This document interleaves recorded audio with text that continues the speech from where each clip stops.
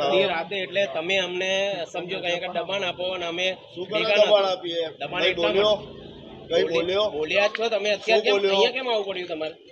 સાનું bike આવું તો પડે ને વળી. બરાબર. એટલે તમે બીજેપીના નોકર થઈ ગયા છો સમજો. તમને ખાલી પોલીસ સ્ટેશનના નામ પર અત્યારે છે ને તમે સરકાર તમે પોલીસ છે ને બીજેપીના ગુલામ થઈ ગયા છો. એ લોકો જે રીતે ઈશારા પર નચાવે છે ને એ રીતે તમે નાચો છો. અત્યાર સુધી રાજ્યના અન્ય શહેરોમાંથી ખબરો આવતી હતી